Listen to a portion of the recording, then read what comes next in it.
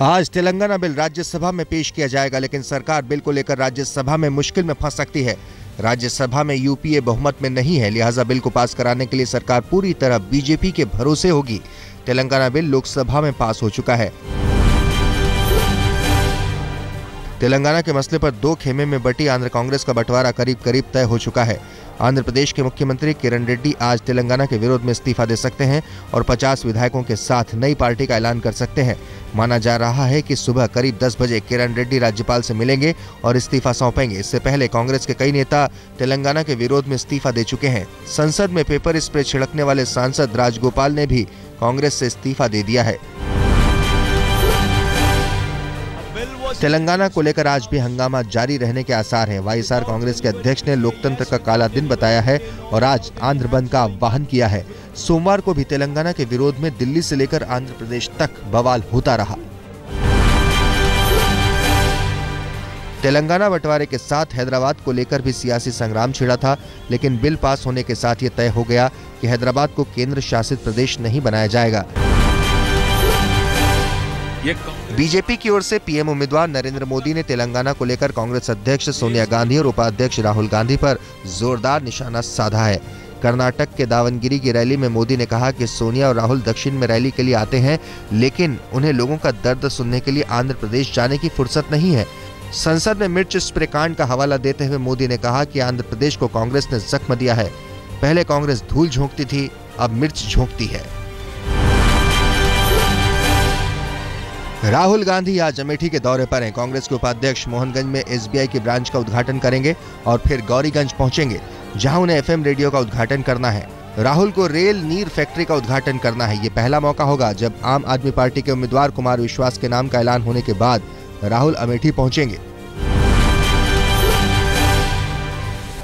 आने वाले लोकसभा चुनाव में राहुल गांधी को अमेठी में आम आदमी पार्टी के कुमार विश्वास चुनौती देंगे।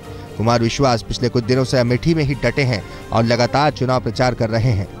पूरी अमेठी लोकसभा का एक जो चक्कर है, हर गांव, हर गली, हर दरवाजे पर पहुंचने का आम आदमी पार्टी का, वो मैं और मेरे कुछ साथी करेंगे। बाकी साथी हैं जहां जो काम कर रहे हैं वो करते रहेंगे।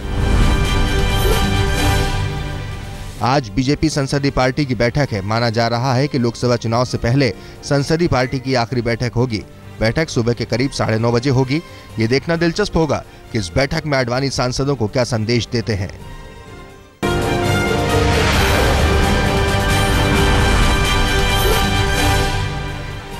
आम आदमी पार्टी के संयोजक अरविंद केजरीवाल को बेंगलोर की एक अदालत ने निर्देश दिया है कि वो बीजेपी नेता अनंत कुमार के खिलाफ किसी भी आपत्तिजनक शब्द का इस्तेमाल न करें। अनंत कुमार ने अदालत में केजरीवाल के खिलाफ एक याचिका दायर की थी, जिस पर सुनवाई करते हुए अदालत ने केजरीवाल को निर्देश दिए। अनंत कुमार ने याचिका में कहा था कि केजरीवाल ने बिना किसी सबूत के उन्हें भ्रष्ट कहा था। आज आम आदमी पार्टी के पूर्व विधायक विनोद कुमार बिन्नी के मामले में दिल्ली विधानसभा के स्पीकर को हाईकोर्ट में अपना पक्ष रखना है। बिन्नी ने हाईकोर्ट में याचिका दायर की थी कि जब उन्हें पार्टी से निकाल दिया गया है तो वो आम आदमी पार्टी के व्हिप को मानने के लिए बाध्य नहीं है। बिन्नी ने विधानसभा स्पीकर एमएस धीर के उस निर्देश को चुनौती दी है जिसमें कहा गया था कि वो आम आदमी पार्टी के व्हिप को मानने के लिए बाध्य है। बीजेपी लोकसभा चुनाव में आम आदमी पार्टी को काउंटर करने में जुट गई है। बीजेपी ने केजरीवाल सरकार के कारनामों को एक्सपोज करने के लिए जंतर मंतर पर धरना दिया। पार्टी के इस धरने में हर्षवर्धन के साथ बीजेपी के कई नेताओं ने शिरकत की। बीजेपी नेता हर्षवर्धन ने कहा कि केजरीवाल ने लगातार झूठ बोला और अब उनका चेहरा जनता के सामने बेनकाब हो चुका है। बंगाल की मुख्यमंत्री ममता बनर्जी और अन्ना हजारे आज कुछ बड़ा ऐलान कर सकते हैं। सोमवार को अन्ना हजारे और ममता बनर्जी की दिल्ली में मुलाकात हुई। मुलाकात के बाद अन्ना हजारे ने कहा कि उन्होंने ममता बनर्जी से उन 17 मुद्दों पर बात की जिसे लेकर चिट्ठी लिखी थी। अन्ना ने ममता की सादगी की भी जमकर तारीफ की।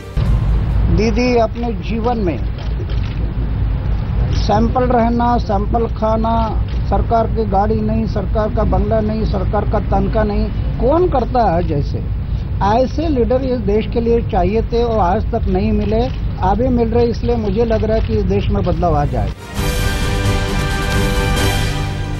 लुधियाना से आम आदमी पार्टी के उम्मीदवार एचएस फुल्का ने इस आरोप से साफ इनकार किया है कि उन्होंने 84 दंगा पीड़ितों का केस लड़ने के एवज में एसजीपीसी से फीस ली है। फुल्का ने कहा कि पंजाब के डिप्टी सीएम सुखबीर बादल के आरोप एकदम गलत है कि एसजीपीसी ने फुल्का को केस लड़ने के लिए मोटी रकम दी। फुल्का ने कहा कि अगर सुखबीर इस बात को साबित कर देते हैं तो वह सियासत के साथ साथ वकालत भी छोड़ देंगे। आज से यूपी विधानसभा का बजट सत्र शुरू हो रहा है। इस सत्र के हंगामेदार रहने के आसार हैं। बीजेपी ने राज्यपाल के अभिभाषण के बॉयकॉट करने का ऐलान किया है। बीएसपी ने भी सरकार को कई मुद्दों पर घेरने का ऐलान किया है। आज से झारखंड विधानसभा का बजट सत्र शुरू हो रहा है। सत्र से पहले बीजेपी ने सूबे की हेमंत सोरेन सरकार पर निकम्मी होने का इल्जाम लगाया है। पूर्व सीएम अर्जुन मुंडा ने कहा कि राज्य सरकार में शामिल सारे सहयोगी राज्य के हित के लिए नहीं बल्कि अपने स्वास्थ्य के लिए काम कर रहे हैं।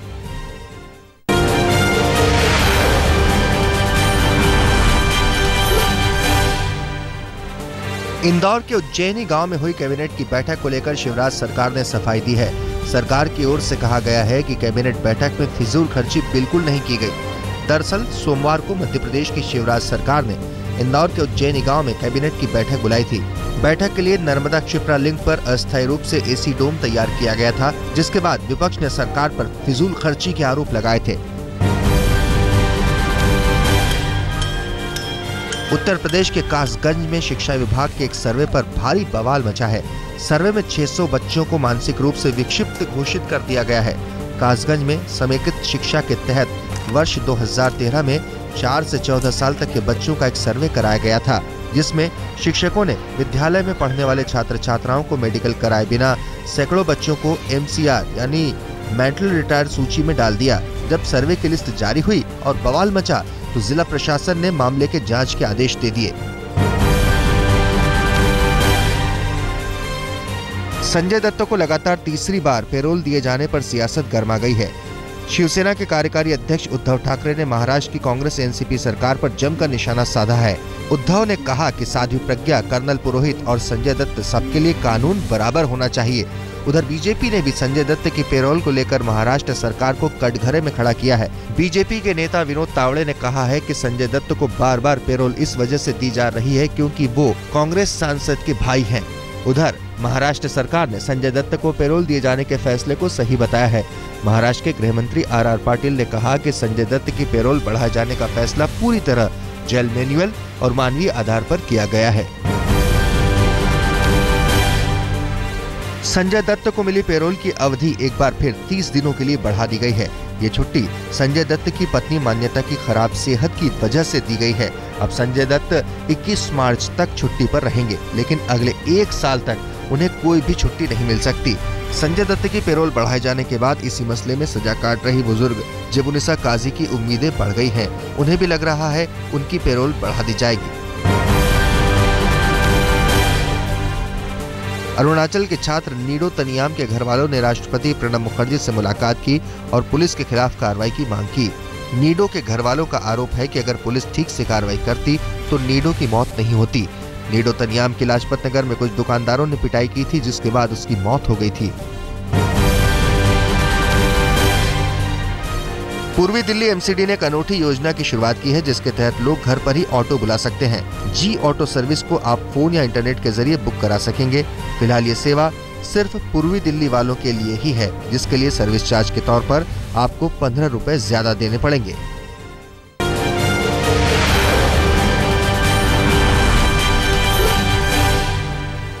दिल्ली के गोल मार्केट में एक शख्स ने छोटी सी बात पर एक दूसरे शख्स को गोली मार दी। सिक्योरिटी कंपनी CMS में काम करने वाला नीरज बांग्ला स्वीट्स में जलेबी खरीदने गया था। जब सुरेंद्र नाम के कर्मचारी ने जलेबी देने में देरी की तो नीरज ने उस पर गोली चला दी। गोली की आवाज सुनकर बीट कांस्टेबल मौके पर पहुंच गया और मौके से ही पुलिस ने नीरज को पकड़ लिया। वारदात में घायल सुरेंद्र को अस्पताल में भर्ती कराया गया है।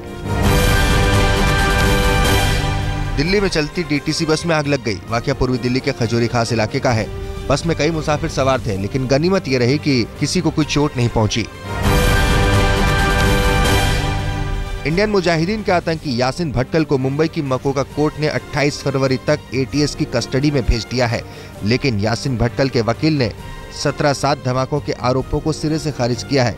वहीं ATS ने कोर्ट के सामने साफ किया है कि मुंबई के 17/7 धमाकों में यासिन भटकल और उसके साथी का अहम रोल था।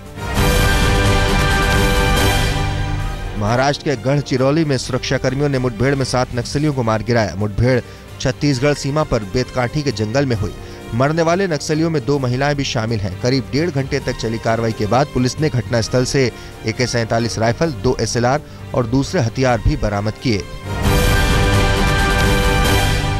मुरादाबाद में उस वक्त हड़कंप मच गया जब खेत में एक लाश मिली। लाश 3 टुकड़ों में कटी हुई थी। खबर मिलते ही आसपास के लोग इकट्ठा हो गए। महिला की शिनाख्त हुई तो परिजनों ने पुलिस पर लापरवाही के आरोप लगाए और सड़क जाम कर दी। गांव वालों के मुताबिक महिला करीब 1 महीने पहले गायब हो गई थी। दिल्ली के जामिया नगर थाने पर लोगों ने जमकर हंगामा किया। दरअसल 3 दिन पहले जामिया नगर के एक स्कूल से कूदकर एक छात्रा ने खुदकुशी की कोशिश की थी। लोग उस स्कूल के क्लास टीचर और प्रिंसिपल के खिलाफ कार्रवाई की मांग कर रहे थे। बवाल इस कदर बढ़ा कि गुस्साए लोगों ने पुलिस वालों पर अंडे तक फेंक दिए। लोगों का आरोप है कि छोटी सी बात को लेकर टीचर और प्रिंसिपल ने पहले तो लड़की को बुरी तरह पीटा और फिर क्लास की लड़कियों के सामने ही बेइज्जत किया, जिसकी वजह से उसने खुदकुशी की कोशिश की।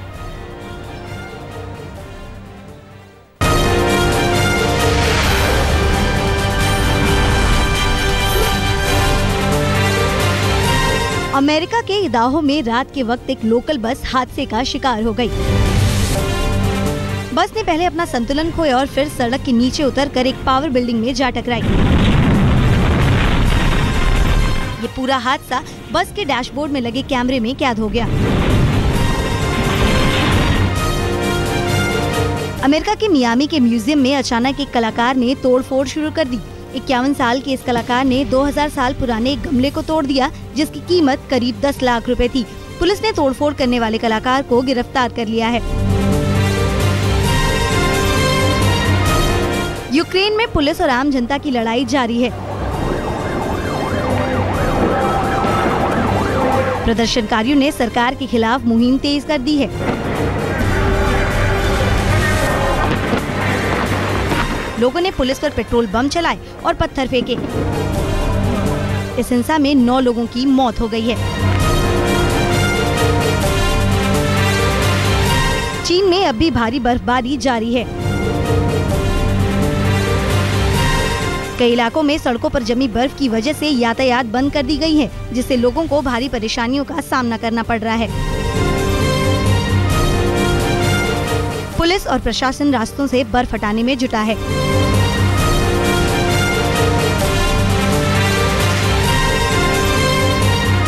इंग्लैंड में फिल्म हाईवे के लिए लोग काफी उत्साहित दिख रहे हैं। लोगों ने इस फिल्म के स्टार कास्ट के लिए घंटों इंतजार किया। इस फिल्म में आलिया भट्ट और रणदीप हुड्डा मुख्य भूमिका में हैं और फिल्म को इम्तियाज अली ने डायरेक्ट किया है।